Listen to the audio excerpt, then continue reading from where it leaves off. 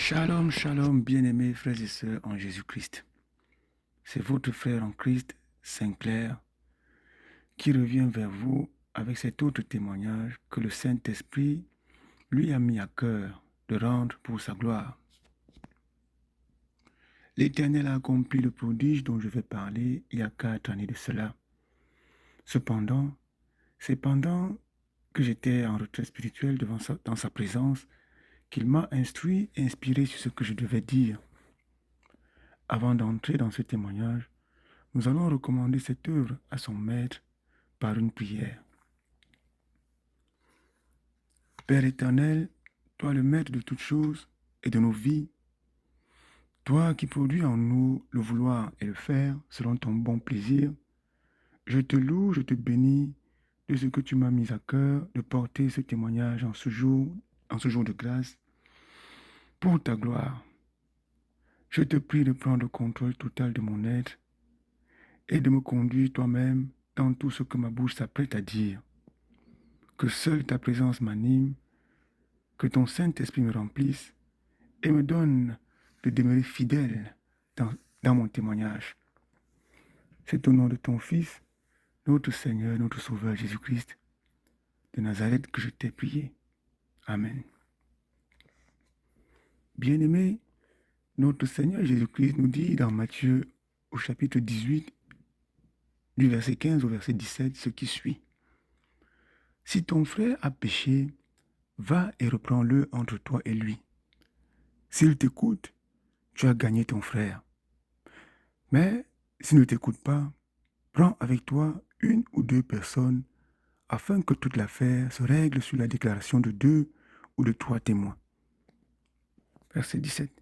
S'il refuse de les écouter, dis-le à l'Église.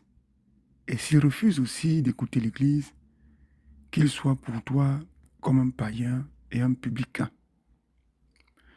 C'est selon cette parole que nous avons voulu régler un grave problème que le Saint-Esprit nous avait révélé dans notre entourage familial en 2021. Nous avions découvert par la grâce du Seigneur que l'un de nos proches s'adonnait à des pratiques homosexuelles, particulièrement à la sodomie. Très touchés par cette découverte inattendue, nous avons prié et le Saint-Esprit m'a mis à cœur, par sa grâce, de rencontrer ce proche discrètement, lui et moi, afin de lui faire part de la découverte des preuves que j'avais et de l'amener à abandonner une telle voie qui est celle de la perdition absolue. Je pris donc rendez-vous avec ce proche à mon lieu de service un dimanche dans un environnement calme où nous serions juste lui et moi, sachant que c'était quelqu'un de plus jeune et de moins fort que moi. Nous voulions dans un premier temps appliquer Matthieu 18, verset 15. Une fois dans mon bureau, je l'ai rassuré, nous avons échangé sur l'état de nos familles respectives et bien d'autres choses. Puis je lui ai demandé de me pardonner de prendre de son temps de repos un dimanche, car ce que j'avais à lui dire me préoccupait beaucoup et le concernait. Je lui ai donc fait savoir comment j'ai découvert la double vie qu'il menait avec des êtres de même sexe. Il était dépassé, surpris. De là où il était assis dans la chaise, il s'effondrait presque, très surpris de savoir que la vie qu'il menait depuis quelques années déjà, en toute quiétude, venait d'être mise à nu. Je lui ai parlé de la parole de Dieu, de la haine profonde du Seigneur d'un tel péché. je me suis proposé de l'accompagner dans le processus d'abandon d'une telle vie qui, à coup sûr, lui fermerait les portes du ciel. Car la sodomie est le péché pour lequel l'Éternel a détruit 2 villes par le feu et par le soufre, à savoir Sodome et Gomorrhe. Lorsqu'il a eu le courage de prendre la parole, il a reconnu cette vie et a essayé de m'expliquer comment il en est arrivé là. Je lui ai expliqué que rien n'était impossible à Dieu et que si nous nous y mettions tous ensemble, lui et moi, de bon cœur, le Saint-Esprit nous aiderait à l'en sortir. Avant de nous séparer, j'ai prié pour lui afin que l'Éternel le fortifie et qu'il l'aide à se détacher de cet esprit qu'il avait embrassé, que je savais très rebelle. Nous nous sommes promis de rester en contact permanent et de nous voir plus souvent, malgré nos emplois du temps distincts, car lui également travaille dans un domaine différent du mien. Dans les premiers jours de notre séparation, ce proche m'était encore accessible. Cependant, il n'acceptait plus de rencontres avec moi. Puis, il a commencé par ne même plus prendre mes appels. Lorsque j'ai pris de ses nouvelles auprès de son épouse, car il a une femme et des enfants, celle-ci, qui était déjà au courant de l'état de son conjoint, m'a fait savoir qu'il était devenu plus fuyant et, comme par le passé, multipliait des conquêtes avec des partenaires de même sexe. Je résolus alors de ne pas garder cette affaire pour moi tout seul, mais de prendre avec moi quelques responsables de la famille qui lui sont proches, afin qu'ensemble, dans la prière et l'accompagnement, nous aidions ce frère, selon Matthieu 18, verset 16. Mon épouse et moi, nous envisagions cette rencontre lorsque le malin, constatant que ses plantes abominables allaient être mises à nu, a voulu nous éteindre tous les deux en même temps. Samedi 5 juin 2021, mon épouse et moi, à cause de la pression professionnelle, avions décidé de faire une marche sportive. Nous retournions déjà à la maison, marchant sur le trottoir gauche de la route et ayant en face de nous les véhicules qui allaient dans le sens opposé au nôtre, comme le recommande le code de la route. Il se trouve alors qu'un véhicule de marque Toyota, type pick-up, double cabine, qui allait dans le même sens que nous, donc qui roulait du côté droit de la chaussée, a quitté son côté comme ayant perdu sa direction. Mon épouse était à ma gauche et j'étais à côté de la route. Le véhicule en furie devait nous ramasser tous les deux simultanément sans nous laisser une possibilité de survie. Je n'en étais pas conscient, ma femme non plus. Nous devons nos vies respectives à Jésus-Christ qui a opéré un miracle inimaginable. Tout s'est passé en une fraction de seconde. J'ai senti quelque chose venir dans mon dos et voulant me retourner pour regarder ce que cela pouvait être, j'ai tout simplement vu un taxi apparaître entre le pick-up qui nous fonçait dessus et nous. Un taxi est apparu là et a pris tout le choc qui nous était destiné. Le choc était si violent que mon épouse et moi-même avons été emportés par le souffle de l'accident. Nous avons été transportés comme entre des mains invisibles qui nous ont fait franchir une haie de fleurs qui était à notre gauche, à nos pieds, d'environ un demi-mètre, sans aucun effort, et cette main invisible nous a collés à la barrière qui se trouvait là, sans aucun dommage corporel. Le miracle accompli par Jésus-Christ pour préserver nos vies, le voici. Au moment du choc entre les deux voitures, les lois de la physique ne se sont pas appliquées, car le véhicule pick-up qui arrivait avait beaucoup de vitesse et était beaucoup plus costaud que la voiture qui s'est interposée. Il s'est fait intercepter par un véhicule de marque Toyota Starlet. Cependant, le pick-up n'a pas entraîné le véhicule Starlet dans sa trajectoire comme la physique l'aurait expliqué. S'il l'avait entraîné, au moins nos jambes auraient été bousculées par le taxi et elles auraient certainement été brisées.